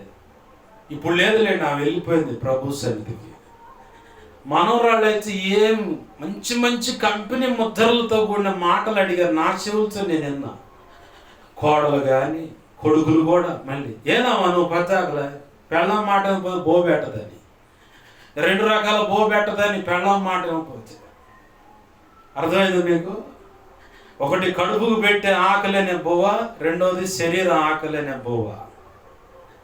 సెక్సువల్గా కూడా దగ్గరకు రానిదని పెళ్ళం మాటిని నేను పచ్చిగా చదువుతా, మగమాటే ఉండదు. ఆ తల్లి ఎంత ఏడ్చుంటుందో. ఆ పైనింట్లో ఉన్నప్పుడు వచ్చేది, నేను అడిగే కొత్తలో మా చిన్నవా అన్న, ఆ చిన్నానయ్యా అంది. ఏదో 3 రోజుల క్రితమా అన్న. బెత్తరిపోయి నాకెళ్ళి చూసి నీకెవరు చెప్పారు అంది. నాకు దేవుడే చెప్పాడు, 3 రోజులు అయింది నువ్వు అన్నం తినక, కవర్ చేసుకుంటున్నావు అంతే. కళ్ళ నిండా నీళ్ళు తీసుకుంది. మా అమ్మకి చెప్పా అన్నం పెట్టాను. సర్వసాధారణంగా ఇళ్లలో పక్కనోడికి అన్నం పెట్టాలంటే రాత్రి మిగిలింది పెడతారు. ఆ రాత్రి మిగిలిన అన్నం నేను కూడా తిని ఒక బుద్ధి నేర్చుకున్నాను, ఒక అనుభవ పాఠం నేర్చుకున్నాను. ఏంటయ్యా అనుభవ పాఠం అంటే, నా ప్రభు అన్నాడు, నీ ఎదుటివారు నీకు ఎలా చేయాలని ఆశపడుతున్నావో, నీ ఎదుట ఉన్నవాళ్ళు నీ గురించి ఎలా చేయాలని ఆశపడుతున్నావో అలాగా నువ్వు మొదటిగా నీ ఎదుటి వ్యక్తికి చెయ్యి అన్నాడు మాట. యేసయ్య చెప్పిన మాట అది. దాన్నే నిన్ను వలె నీ పొరుగు వారిని ప్రేమించటం అనే మాట. మా అమ్మ వాడుకు చొప్పున అలానే రాబోతుంటే, రాత్రి అన్నం అని చెప్పాను రాబోతుంటే, నేను ఆపి, ఇప్పుడు ఉండేవుగా లేదా ప్రత్యేకంగా ఉండు, వేడి వేడి అన్నం ఉన్న కూర ఏదోటేసి ఆమె పెట్టు.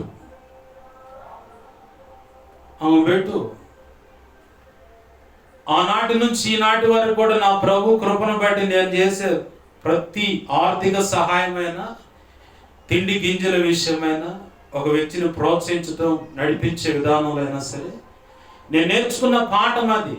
నేను ఎదుర్కొన్న మెత్తబడ్డ అన్నం తిన్నాను విశ్వాసుల దగ్గర. వాళ్ళు కౌసు పిట్టలు తెచ్చుకుంటే ఆ కింద కాళ్ళ మొక్కలు ఉంటాయి కదా, చివర రెక్క మొక్కలు ఉంటాయి కదా, అవన్నీ ఏరి పాస్ గారు మీరు పోయి వండుకోండి అన్నారు. ఏం మాట్లాడలా. ఏసన్న గారి అనుభవం నాకు గుర్తుంది. ఏం మాట్లాడకుండా తీసుకొచ్చి మా అమ్మ ఏందిరా టీచర్ నోరు మోసుకొని వాళ్ళు ఇచ్చింది వండు, మనం తిందాం అంతే.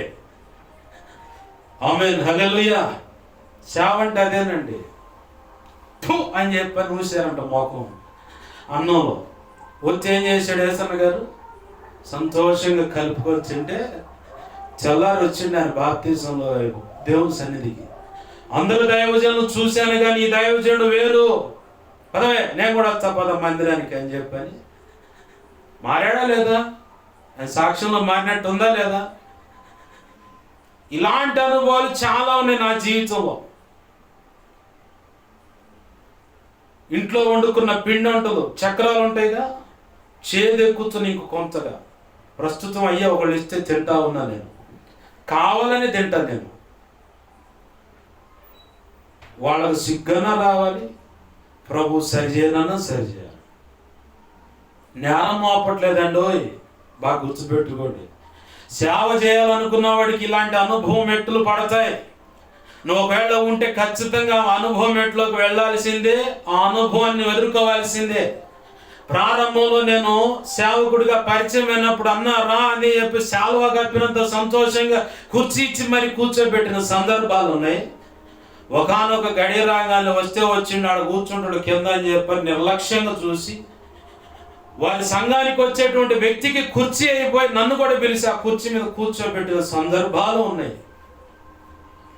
వారి మీద నేను నేరం మోపట్లేదు. అక్కడ నాకు నా ప్రభు నన్ను తగ్గించుకోవటం, విలువైన అనుభవ పాఠాన్ని నాకు నేర్పాడు.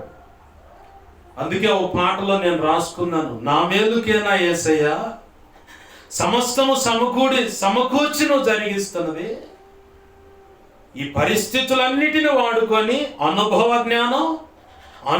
జ్ఞానం నాకు ఇవ్వటానికేనా, నా మేలుకేనా యేసయ్య సమస్తం సమకూడి మేలుకై జరిగిస్తున్నదే నా పాట. నేను రాసుకున్న నా పాట. అలా అని చెప్పిన వాళ్ళలో గౌరవ మర్యాదలు ఏం తక్కువ లేవండు. నా ప్రభు ఎలా ప్రేమిస్తున్నాడో అలా పరిపూర్ణమైన హృదయంతో వారిని ప్రేమిస్తాను, దీవిస్తాను, ఆశీర్వదిస్తాను. వీళ్ళు తేడా చేశారు, వాళ్ళు తేడా అస్సలు పొరపాటు కూడా మనసులో పెట్టుకోను. నేను నాకు అవసరం లేదు కూడా.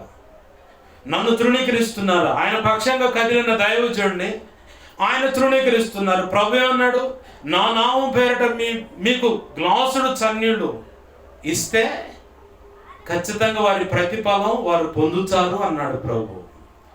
నువ్వు ఇచ్చే దాంట్లో, గౌరవం ఇచ్చే దాంట్లో, మర్యాద ఇచ్చే దాంట్లో, చేర్చుకునే దాంట్లో నీ హృదయం ఎలాగున్నదో దేవుడు చూసుకుంటాడు.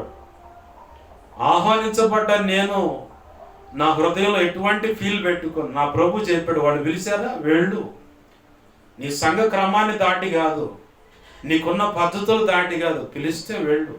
నేను అందుకే ఈ మధ్య కాలంలో మీరు చూశారుగా, దైవ చిత్త ప్రకారం ఉంటే అక్కడ అడుగు పెడతా, దైవ చిత్తానికి వేరుగా ఉంటే గుంపులో గొర్రె నలుగురిలో నత్తాన్ని లీడు కూడా ఒకడే అన్న ముద్ర పడుతుంది నా మీద ఖచ్చితంగా. కాబట్టి ఎవ్వడికి దొరకకుండా నా ప్రభువే అలాంటి ముద్రలు పడకుండా ప్రత్యేకంగా బ్రతకటానికి కృప చూపి నా చేయి పట్టుకొని ఆయనే నడిపిస్తున్నాడు. ఆమేన్, హల్లెలూయా. కాబట్టి వ్యతిరేకతలు, కాబట్టి నిందలు, కాబట్టి అవమానాలు, కాబట్టి తృణీకరణలు, యథార్థంగా బ్రతికేవాడి తల ఒకనాడు ఖచ్చితంగా ఉన్నతంగా ఎత్తబడుతుంది. ఆమేన్, హల్లెలూయా. నలుగురితో రాజీపడి బ్రతికామనుకో, సన్మానాలు సత్కారాలు ఉంటాయి ఈ భూమి మీద ఈ ప్రజల వల్ల. అదే ప్రజలు తిరిగి కంపెనీ మంచి రాళ్ళు తీసుకొని కొడతారు. ఏడుంది భాష గారు ఆ మాట అంటే, యేసు ప్రభు వారి కోసం ఎచ్చుకొని పరిగెత్తిన ప్రజలు ఇక్కడ ఉండని పోతే ఇక్కడ లేడు, వ్యవధానం దాటి ఆ పక్కకి వెళ్ళిపోయాడు. బరబర పడవలు వెళ్ళిపోతుంటే వెనకాల పడవలు కట్టుకొని పోయారు. ఆయన కంటే ముందుగా పోయి నిలబడి ఒడ్డున, ఎందుకు ప్రభు ఇట్ట చేసావింది, నీకోసం ఎత్తుక్కుంటుంటే, అమ్మ ఏంది ప్రభు అని చెప్పి పొగిడినోడే. ఆయన అన్న మొఖానే, బాయ్ అద్భుతాలు చేశానని రొట్టెలు చేపలు చూశారుగా, 12 గంపలు 7 గంపలకి ఎత్తపడ్డాయి. అద్భుతం చూసి మీరు నన్ను ఎమ్మడబడుతున్నారని మొఖాలు మాడిపోయింది. అదే ప్రజలు వీడు ద్రోహి అని రాళ్ళు తీసుకుని శిలువ మోస్తుంటే యెరూషలేము వీధుల్లో రాళ్ళతో కొట్టారు, మొఖాన్ని ఠు అని చెప్పని ఉమ్మేశారు. కానీ నా ప్రభు, ఆయనను పంపించినటువంటి తండ్రి అయిన దేవుడు నా కుమారుడా అని చెప్పని ఏ స్థానం నుంచి దిగి నీ కోసం నా కోసం ఈ భూమి మీదకి వచ్చాడో అదే తండ్రి కుడి పార్శ్వమున ఆశీనుడై నువ్వెంత దుర్మార్గంగా బ్రతుకుతున్నా, నువ్వెంత వ్యతిరేకంగా గాడి తప్పి పొలం దాటి, పొలం అంటే హద్దు దాటి నువ్వు ఎంత నీచంగా బ్రతుకుతున్నా, రేపైనా నా బిడ్డ మారుతుంది, రేపైనా నా కుమారుడు మార్చాడు, రేపైనా నా కుమార్తె మారుతుందని చెప్పని ఆశగా నీ కోసం మానక మూలుగులతో, ఎలాంటి మూలుగులు తెలుసా? చెప్పనలివి సఖ్యము కాని మూలుగులతో ఆత్మయే మన పక్షంగా విజ్ఞాపన చేయుచుండెను. రోమా 8:29 వచనం అంటుకుంటా, 30 వచనంలో ఈ మాట ఉంది. రోమా పత్రిక 8వ అధ్యాయం. మళ్ళీ ఆయన ఆ కుడి పార్శ్వం మందికి వెళ్ళిపోయాడు. ఈ ప్రజలు ఏం చేశారు? హోసన్నా హోసన్నా, జయము, ప్రభు పేరట వచ్చేవాడు స్తుతి నొందునుగాక, ఆశీర్వదించబడు మొదలు పెట్టారు. గందరగోళం చేశారు ఆయన్ని. ఆ యెరూషలేము వీధుల్లో తిప్పి ఖర్జూరపు మట్టలు వేసి బట్టలు పరిచి గొప్పగా పొగిడారు. అదే ప్రజలు రాళ్లతో కొట్టారు. ఈరోజు నువ్వు ప్రజల మెప్పు కోరుకుంటే వాళ్ళే కంపెనీ రాళ్ళు వేస్తారు, నిన్ను కంపెనీ ముద్రలు వేస్తారు నీతో, నీ విషయంలో. అదే నా ప్రభు యొక్క మెప్పు కోరుకున్నావా, ఈ రాళ్ళు వేసినోడే నిన్ను మోస్తాడు. ఆమేన్, హల్లెలూయా. ఈ రాళ్ళు వేసినోడే నిన్ను మోస్తారు. ఊరు అహరోనుల వలె దేవుని సన్నిధిలో మోకాళ్ళు వేసి, అయ్యా మా దాసుని కాపాడు, అయ్యా మా దాసురాల్ని కాపాడని ఎలుగెత్తి మొరపెడతారు. తెలుసా? ప్రజల మెప్పు కావాలనుకుంటే వాళ్ళే రాళ్ళేసి నిన్ను చంపేస్తారు, నీచపరుస్తారు. ప్రజల మెప్పు కాదు, నా ప్రభు మెప్పు కావాలనుకుంటే నిన్ను నిందిస్తున్న, అవమానిస్తున్న వాళ్ళే ఒకానొక రోజు ఊరు అహరోనులు అవుతారు, నీకోసం మొరపెడతారు. మా దైవజనుడయ్యా పలానా చోట ప్రార్థన చేస్తే అద్భుతాలు జరుగుతాయి, రండయ్యా అని చెప్పని నీ పక్షంగా, నీకు ఇచ్చిన పరిచయ పక్షంగా ప్రచారపు రథాలు అవుతారు వాళ్ళు. ఆమేన్, హల్లెలూయా. ప్రచార ఖర్చులు అవుతారు. ఆమేన్, హల్లెలూయా. ప్రజలు మెప్పు కోరుకుంటావో, దేవుని మెప్పు కోరుకుంటావో, ఆశీర్వాదం భిన్నంగా ఉంటుంది. జాగ్రత్తగా చూసుకో. సబ్జెక్ట్లోకి వచ్చాం. నయోమి అంటుంది, నన్ను ఎందుకు ఇలా చేసావంటే నీ సొంత ఆలోచనతో అడుగులు వేసావు. బోయాజ్ అంటున్నాడు రూతు విషయం, అమ్మాయి ఇంకో పొలంలో పోమాక, మీ అత్త విషయంలో నువ్వు చేసింది నేను విన్నాను అమ్మాయి. అవునాయా? ఏడే ఉండు, ఏ పొలానికి పోమాక. బాగా గుర్తుపెట్టుకోండి, పొలం అనేది నీ బ్రతుకుకు సాదృశ్యం. ఆ బ్రతుకులో బోయాజ్ అనేది యేసు ప్రభు వారికి సాదృశ్యంగా ఉంది. పనివాళ్ళు అనేవాళ్ళు దేవుని పిల్లలుగా సాదృశ్యంగా ఉన్నారు, లేదంటే దేవుని వాక్యానికో లేదంటే ప్రోత్సహించే వ్యక్తులకు సాదృశ్యంగా ఉన్నారు. నీ హృదయంలో దేవునికి స్థలం ఇచ్చావు అనుకో, నా సొంత రక్షకుడు అని చెప్పి నువ్వు అవకాశం ఇచ్చావా, నువ్వు ఆశీర్వదించబడుతావు. నిన్ను రక్షించుకోవాలనే 2026 సంవత్సరాల క్రితం ఆయన యెరూషలేం పట్టణపు వీధుల్లో శ్రమలు అనుభవించాడు, సిలువెక్కాడు, ప్రాణం పెట్టాడు, 3వ దినాన తిరిగి లేచాడు. ఆ పునరుత్థానం ఉంది కాబట్టి సిలువ సువార్త మేము ప్రకటించగలుగుతున్నాం. విశ్వసించి నమ్మి నువ్వు గనక బాప్తీసంలో గనక అడుగు పెట్టినట్లయితే నా ప్రభు ఖచ్చితంగా రూతుకు ఎలా అయితే ఆశీర్వాదం ఇచ్చాడో నీకు కూడా ఆశీర్వదిస్తాడు. నిన్ను ఆశీర్వదిస్తాడు, నీ కుటుంబాన్ని ఆశీర్వదిస్తాడు, భావితరాలను కూడా ఆశీర్వదిస్తాడు నా ప్రభు. అయితే నీ హృదయం కదిలిపోకుండా లోకాశల మనోదేశలకు అవకాశం ఇవ్వకుండా జాగ్రత్తగా దాన్ని కాపాడుకోవాలి. వాక్యము చేత నింపుకో, ప్రార్థన జీవితం కలిగి ఉండు. ఇలా రక్షణ పొందిన వారే, క్రీస్తు రక్తంలో కడగబడినటువంటి ఆ కుటుంబాలు, ఆ పెద్దల రక్షణ పొంది ఉంటారు. వారి కడుపును పుట్టిన బిడ్డలు దారి తప్పుతున్నారు చాలా మంది. అపవాది చాలా కుయుక్తిగా, ఇందాక చెప్పాను కదా, క్యారం బోర్డులో కనుక ఈ మూల నుంచి కొడితే ఆ మూల తిరిగి వచ్చి కాయనాడ పడుతుంది. ఆ టైపులో కొన్ని సంవత్సరాల ప్రణాళిక వేసి నీ పిల్లలను పడగొడతానికి ప్రయత్నం చేస్తాడు. 1 రోజు 2 రోజులతో అయ్యే పని కాదు. 1 రోజు 2 రోజులతో ఆదాము దగ్గర ప్రయత్నం చేశాడు, కుదరలా, అవ్వమ్మ దొరికింది. 1 రోజు 2 రోజులు ప్రయత్నం కాదు అది. కొన్ని రోజులు కావచ్చు, నెలలు కావచ్చు, సంవత్సరాలు కావచ్చు. సైతానుగాడు చక్కగా మాయ మాటలు చెప్పి చెప్పి చెప్పి చెప్పి అవ్వమ్మ పుణ్యమాట తీసుకొచ్చి మొత్తాన్ని బయటేసింది రోడ్డు మీద. మానవుడు చేసిన ఆజ్ఞ అతిక్రమాన్ని బట్టే, దైవ చిత్తానికి వేరుగా వేసిన అడుగులు, నిర్ణయాలు, చిన్న ఫలాన్ని బట్టే భూమి శపించబడి గచ్చ పొదలు ముళ్ళ పొదలు మొలిపించబడ్డాయని దేవుడు ఆదికాండము 4వ అధ్యాయంలో లేదా 3వ అధ్యాయంలో సాక్ష్యం ఇస్తుంది లేఖనం. మనిషి చేసిన పాపాన్ని బట్టి శ్రమలు, వేదనలు, ఇరుకు, ఇబ్బంది అంతా దాన్ని పూర్తిగా నివారణ చేయడానికే ప్రభువైన యేసుక్రీస్తు వారు శిలువ మీదకి వచ్చి ప్రాణం పెట్టాడు. ప్రాణం అంటే రక్తము. ఆమేన్, హల్లెలూయా. ఆ రక్తాన్ని నువ్వు గనక ఆశ్రయిస్తే ఆ శాపం నుంచి విడిపించబడుతూ జన్మత, కర్మత, పాపాల నుంచి ఇక రక్షణ పొందిన తర్వాత నువ్వు చేసుకున్న ప్రతి పాపం కౌంట్ చేయబడుతుంది. నీ పేరట ఒక గ్రంథంలో రాయబడుతుంటుంది.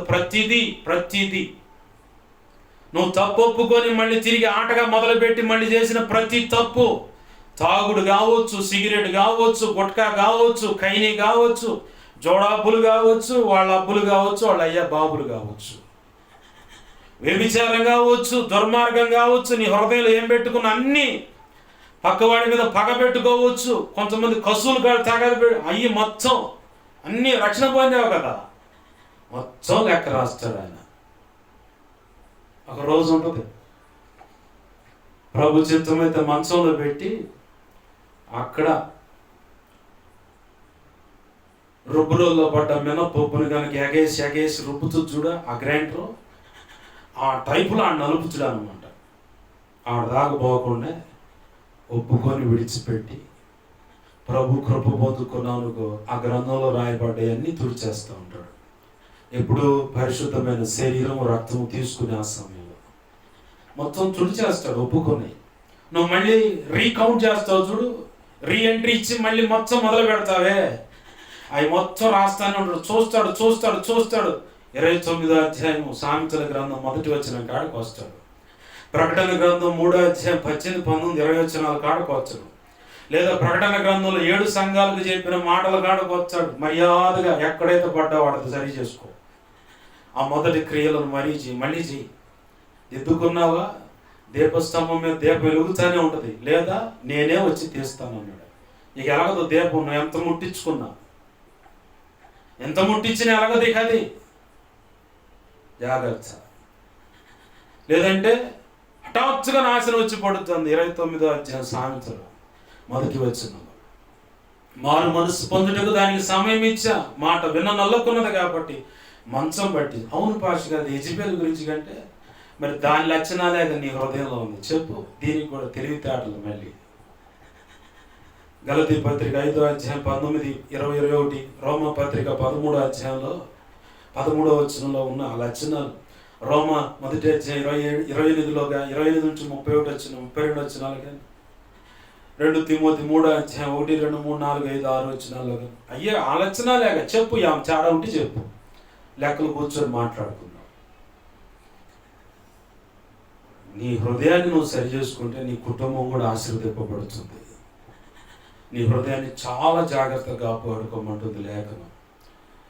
సొలొమోను తన హృదయం నుంచి తప్పిపోయాడు కాబట్టి అన్య దేవతలను ఆరాధన చేసి దేవుని దగ్గర నుంచి పచ్చగా ఉన్న 12 గోత్రాల ఇజ్రాయేల్ కుటుంబం అంతటిని 2 పాయలు చేశాడు. యోధా గోత్రం ఒక అర్ధ గోత్రం ఒకవైపుకి వెళ్ళిపోయింది. 10.5 గోత్రాలు ఇజ్రాయేలుగా పిలువబడ్డారు. యోధా గోత్రం, అర్ధ గోత్రం కలిపి యూదుల రాజులని పిలువబడ్డారు. ఇంతటితో అయిందా? 3 లేదా 4 తరాల మీదకి ఆ శాపాన్ని తెచ్చి సొలొమోను వెళ్ళిపోయాడు. ఎంతేందో తెలుసా? వాస్తవానికి సొలొమోను అంటే చచ్చంత భయం సొలొమోను మీద తిరగబడ్డవాడికి. తెలుసా మీకు? చూడండి, 1 రాజుల గ్రంథంలో ప్రసంగం విస్తరిస్తూ ఉంది. నాకు 1 రాజుల గ్రంథము 11వ అధ్యాయంలో అధ్యాయం మొత్తం చదవండి మీరు కావాలంటే. తర్వాత సొలొమోను అంటే భయపడి ఐగుప్తులో దాక్కున్నవాడు, దైవ చిత్తానికి వేరుగా బ్రతికినటువంటి సొలొమోను బట్టి వాడిని రేపాడు దేవుడు. పరిగెత్తుకుంటూ వచ్చి ఇజ్రాయెల్ పెద్దలతో మంతనాలు చేసి మాట్లాడుకొని అంత ఒకటై అదును చూసి దేవుడు అవకాశం ఇస్తే సొలొమోను చంపేశాడు. ఈరోజు నీ బ్రతుకులు ఎలాంటి అనుభవాలు ఈరోజు నువ్వు గమనించుకో. దైవ చిత్తానికి వ్యతిరేకంగా ఎక్కడైనా అడుగులు వేయటాన్ని బట్టి నువ్వంటే భయపడి చచ్చేవాడే నిన్ను ప్రశ్నిస్తూ, నిందిస్తూ, అవమానపరుస్తూ, ఆరడి చేస్తూ రోడ్డు పట్టిస్తున్నాడా, బస్టు పట్టిస్తున్నాడా? జాగ్రత్త, ఎక్కడో దారి తప్పావు నువ్వు. సొలొమోను అంటే భయం వాడికి, తిరగబడ్డవాడికి. చూడండి, అక్కడ ఉంటుంది చూడండి. సొలొమోనుకు విరోధముగా 16వ వచనంలో చూడండి. యెహోవా ఏదోమీయుడైన హదదు అను ఒకనిని సొలొమోనుకు విరోధంగా రేపాడు. ఎవరండి రేపింది? ఇజ్రాయేలీలా? కాదు, దేవుడే. ఈరోజు దైవజనుడా, ఒకవేళ నీవు పలానా వాళ్ళు బాధిస్తున్నారు, ఇలా ఆరడి చేస్తున్నారు, అలరి చేస్తున్నారు, రోడ్డు పట్టిస్తున్నారు, మనోక్షోభ కలిగిస్తున్నారు అనుకుంటా, నువ్వెక్కడో దారి తప్పావు. సరి చేసుకుంటే నా ప్రభు తిరిగి మళ్ళీ నీ కృప ఇవ్వగలడు. లేదా సభకు నమస్కారం, నీ టికెట్ కన్ఫర్మ్, నీకు ఇవ్వబడిన పరిచర్య పతనం కన్ఫర్మ్. చెప్తున్నాగా కన్ఫర్మ్. నా ప్రభు చీలికలు చేసి చిన్న భిన్నం చేసి కుక్కలు చీల్చిన ఇస్తరాకంటారు కదా, తెలుసా మీకు? పలావు పెట్టి 4 కుక్కలు మనకు అమ్మేయండి, అవి తినవుగాక పక్కన కూడా తినేయకుండా ఇస్తర మొత్తాన్ని చింపి చింపి గందరగోళం చేసి కరుసుకొని నేలపాలు చేసి పోతాయి. ఎక్కడ నువ్వు దారి తప్పావో అక్కడ నువ్వు సరి చేసుకుంటే నా ప్రభు అవకాశం ఇస్తాడు. నాకు తెలిసి నా ప్రభు చెప్తా ఉన్నాడు, ఇప్పుడు అవకాశం లేదు, అయిపోయింది అంతా అని చెప్పి. ఇక నువ్వు నెచ్చినవారు బాదుకున్న ఉపయోగం లేదు పరలోకంలో. అంటే పరలోకమే కాదు కానీ క్రీస్తు న్యాయపీఠం ఎదుట లెక్క అప్పచెప్పుకోవడానికి సిద్ధపడతామే. ఇక లేదంటున్నాడు ప్రభు అవకాశం, అది కూడా లేదంటున్నాడు ఆయన. దేవుని పాదాలు పట్టుకుందాం. నా ప్రభు అన్నాడు, బోయాజు ద్వారా రూతుతో ఈ పొలంలోనే ఉండు. నీకు ప్రభు చెప్పిన ఆ సంఘంలో ఉండు. నీకు ప్రభు చెప్పిన దైవజనుని వెంబడించు. నీకు ప్రభు చెప్పినటువంటి ఆ వ్యక్తితోనే నీ బిడ్డ, నీ కుమార్తెను జతపరిచి వివాహం జరిగించు. నీకు ప్రభు చెప్పిన ఆ వ్యక్తినే నీ కుమారుడికి భారీగా తెచ్చుకొని పెళ్ళాడు. నీకు ప్రభు చెప్పినటువంటి పద్ధతి ఆ బోధలోనే పెరుగు. నీకు ప్రభు చెప్పిన రీతిగానే నీ బ్రతుకును కట్టుకో. నీకు ప్రభు చెప్పినట్లుగా నీ కుటుంబాన్ని కట్టుకో, నీ దాంపత్య జీవితాన్ని కట్టుకో. అప్పుడే నీకు బోయాజుతో రూతు జతపరచబడి ఒబేదేదు వచ్చాడు, యెషయా వచ్చాడు, దావీదు వచ్చాడు, తర్వాత యేసు ప్రభువు వచ్చాడు. అలా శాశ్వతమైన ఆశీర్వాదం నీ వంశంలో ప్రతి తరం అనుభవిస్తుంది. ఆమేన్, హల్లెలూయా. ఆ ఆశీర్వాదం కావాలి, నేను దిద్దుకుంటాను అనుకుంటావా? రా, నా ప్రభు పాదాలు పట్టుకొని క్షమాపణ అడుగు. ఈ వ్యాలంటైన్స్ డే రోజున చెప్పుకోవటానికి ఏముంది? ఆయన గుడ్డివాడయ్యాడు ప్రియురాలి కోసం, గుడ్డిగా ఉన్నటువంటి ప్రియురాలి కోసం వ్యాలంటైన్ కళ్ళు ఇచ్చాడు, అంతే. ఇక అదే త్యాగం. దాన్ని పురస్కరించుకొని వ్యాలంటైన్స్ డే అంటుంది. ఈరోజు ప్రేమని ముసుగులో శరీర కోరికలు నెరవేర్చుకుని, ఇక అదే త్యాగం, అదే ప్రేమ. రుజువు ఏంది? గ్యారంటీ ఏంది? ఈ మబ్బు గమ్మి ఆ మాయలో పడి గర్భం దాల్చిన తర్వాత వాడు అడుగుతాడు, నేను గ్యారంటీ ఏంది? ఆ గర్భానికి నేనే గ్యారంటీ ఏంది? ఎంతమందిని చోట్ల, ఎంతమందితో మాటలే. ఇలా దయచేసి దేవుని పాదాలు పట్టుకుందాం. చివరికి ఒక మాట నా సలహా ఇస్తాను. పెండ్లైందా? చిన్ననాటి నుంచి మేము కలిసి పెరిగామని ఆ పెండ్లి అయినటువంటి ఆ పురుషుడితో ఒకవేళ చెప్పాలనుకుంటే, అతని భార్య నీకు అతనికి ఏదో ఉందని ఖచ్చితంగా ఆలోచన చేస్తుంది. అక్రమ సంబంధాన్ని నింద మోపడి నీకు సాగు దాకా పోతావు. నా స్నేహితుడికి పెండ్లైంది. మేనత్త కొడుకు కూతుర్నే ప్రేమించి పెళ్లి చేసుకున్నాడు. పెళ్లి రోజు వెంకటేశ్వర బొమ్మ తీసుకొని గిఫ్ట్గా ఇచ్చి వాడిని కౌగిలించుకొని కళ్ళ నిండా నీళ్లు తీసుకున్నా. నేను నా మనసులో అనుకున్నా, ఇదే లాస్ట్, ఇక రాను నీ దగ్గరికి. ఆనాటి నుంచి ఈనాటి వరకు బాగా పెద్ద పిల్లలు కూడా, బాగా మీ అమ్మాయి రమ్మంటుంది, రా బావ అంటే సరే వచ్చాలే. గౌడ్స్ వాళ్ళు, మా నాన్న వాళ్ళ నాన్న స్నేహితులు, వాడు నేను స్నేహితులు. ఈనాటికి ఇంటికి పోతే ఆ హోటల్, టీ హోటల్ ఉంది, ఆ టీ తాగుతా, అమ్మాయి ఉంటే పలకరిస్తా, పిల్లలు ఉంటే వరే అని చెప్పని సరదా పట్టించి వచ్చేస్తా. కానీ కూర్చొని భోజనం చేయటం కానీ లేదు. నా స్నేహితులు చాలామందికి పెళ్ళిళ్ళు అయ్యాయి. అప్పుడు పెళ్లి కాక మునిపే పొలంకున్నది ఏదైనా, పెళ్ళైన తర్వాత ఖచ్చితంగా కట్ ఆఫ్ అవ్వాలి నీ స్నేహితులు, పెళ్లి కొడుక పెళ్లి కూతురు ఎవరైనా సరే. నీ స్నేహితురాన్ని తీసుకొచ్చి మీ ఆయన ముందు పెట్టి వాడు ఊరగా చూస్తుంటే నువ్వు అనుమానం పెట్టుకుని కాపురం గొల్ల చేసుకుంటావు. నీ ఫ్రెండ్స్ని తీసుకొచ్చి నీ పెళ్ళాకి వెళ్ళి వారగా చూస్తూ ఉంటే ఏదో ఈడేదో చేస్తానని చెప్పని తీరా ఈరోజు కాపురాలన్నీ కోల్చున్న స్నేహితులు పుణ్యం అంటానే. ఆ స్నేహితులు మోజులో పడి పెళ్ళాం భర్తనే చంపి ముక్కలుగా నరికి ఫ్రిడ్జ్లోనో కూలర్లోనో మూట కట్టు, సూట్ కేసులో పెట్టు, లేదంటే పరుపు కింద దాచిపెట్టు, లేదంటే ఇంట్లో కొంత తీసి పెట్టు, ఎన్ని హత్యలో. కాబట్టి మర్యాదగా పెళ్ళైంది కదా, హద్దులు. హాయ్ అంటే హాయ్ అంతే, ఇంకెక్కువ పులుకోవచ్చు. పులుకున్నావా పంచర్లు పడతాయి ఖచ్చితంగా. నీ పెళ్ళాం వైపు నీ పెళ్ళాంకైనా నీకు భార్యకైనా నేను ఇచ్చే సలహాదే, భర్తకైనా నీకు ఇచ్చే సలహాదే, జాగ్రత్త. ఫ్రెండ్స్ ఎక్కడంటే బజార్లోనే, ఇంటికి రాకూడదు. ఇంటికి వచ్చాడంటే మాత్రం నువ్వు ఇంకా ప్రమాద పంచుల్లోనే ఉన్నావు. ఫ్రెండ్స్ ఎవరైనా సరే, పెళ్ళైందా ఆలోచన చేసుకోండి. రండి దేవుని పాదాలు పట్టుకుందాం. నేను చాలా కుటుంబాలు నేను చూశాను కాబట్టే నాకు కొద్దో గొప్ప లోక అవగాహన కలిగిన కాడి నుంచి ప్రతి ఒక్కరికి చెప్పే మాట అది. నాకు తెలిసిన ఒక తమ్ముడు ఉన్నాడు ఇదే పట్టణంలో. పెళ్లి చూపులకు నేనే పోయా వాడితో పాటు.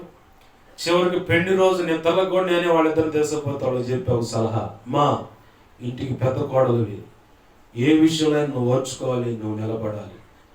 నువ్వు నిలబడి ఓర్చుకోగలిగితేనే కాపురాన్ని కట్టుకోగలుగుతావు, లేదంటే కూలుస్తావు. జాగ్రత్త అమ్మా. పెళ్లి కాకముందు లోకంలో ఉన్నప్పుడు నేను ఒక జంటకి ఇచ్చిన సలహా ఇది. నువ్వు ఓర్చుకుంటే కాపురాన్ని కడతావు, లేదంటే మొత్తం నీకు రోడ్డుని వేస్తావు.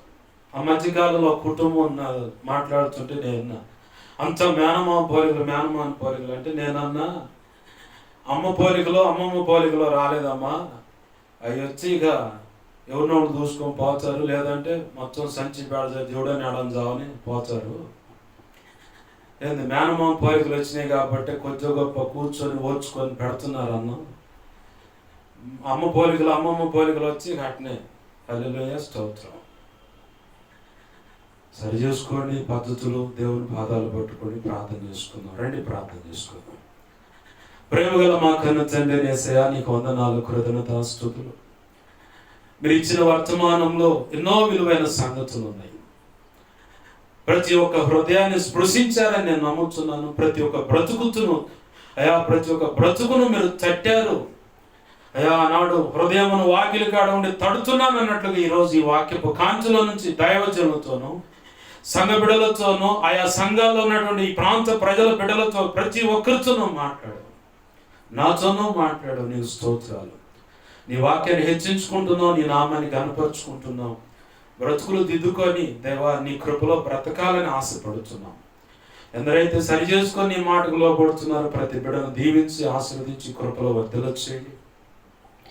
లేదు హృదయాలు కఠినపరుచుకొని మొండితనంగా ఉంటే ఆ మొండితనం ఎలా ఎరగదీయాలో నీకే బాగా తెలుసు కాబట్టి నీ చేతులకు అప్పచెబుతున్న యెహోవా కనికరించమని 2 తిమోతి 1:12